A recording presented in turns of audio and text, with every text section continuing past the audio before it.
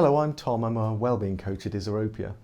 Now, some of you may know or may have guessed from some of my morning videos that one of my hobbies is amateur dramatics.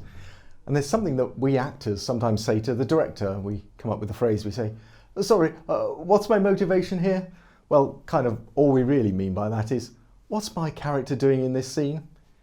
In recovery from mental health problems, check motives, or what is my motivation for this action or reaction, is a helpful tool in allowing ourselves to pause, to reflect, to take a moment, and avoid rushing into actions that are extreme, unhelpful, or based on motivations that escalate rather than calm a situation.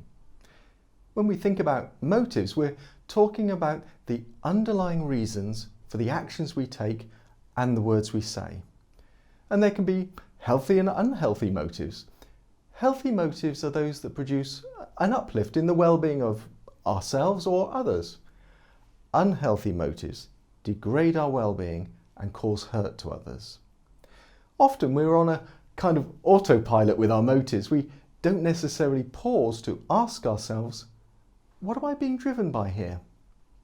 If we start to examine our motives regularly, we start to understand whether our drivers could be unhealthy or even unhelpful. We may find our motives are based around fear, anger, or a sense of insecurity, which may lead us to make poor choices for our well-being or the quality of our relationships with other people.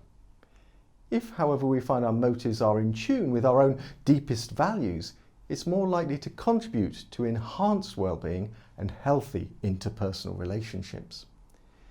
It can take a lot of courage, honesty, and self-awareness to develop this skill.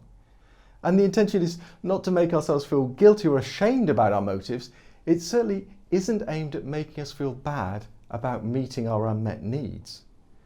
Only if we identify an unhelpful driver of our emotions, say a need for revenge, we can then choose instead a healthier one, say taking constructive steps rather than knee-jerk reactions. Checking our motives is part of being honest with ourselves. Certain character behaviours like being a people pleaser or feeling a need to boast to cover up our own insecurities can be moderated when we ask, what's my motive? I'm going to give some examples now of what self-inquiry kind of looks like. Am I giving this advice to someone because I believe it might help, or am I just wanting to look cleverer than them? Am I delegating this task because it's a wise team move, or am I just being a lazy manager? Did I say yes to that request because the team needed my input, or was I ingratiating myself with the boss? Checking our motives is really a pause before we act on a thought. It's asking calmly and softly, why? Should we find that our motives may be potentially unhelpful, there is no need to feel bad about it. It doesn't make us bad people, just people. On the plus side, we give ourselves a chance to choose a more constructive course of action. Some example questions.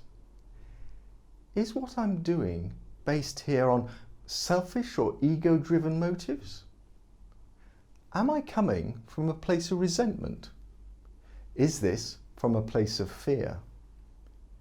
Checking our motives can help us to understand ourselves better as a unique human being. It can help us speak our truth, address our needs, and assert ourselves without disrespecting others or trampling on their rights. Other people cannot see our motives, only our actions. They may try to second guess our motives based on what they observe, but they're as likely to be wrong as right. Only we can examine our own motives with honesty and insight. Someone once said, if you're kind, people may accuse you of ulterior motives. Be kind anyway. I rather like that. See you again soon.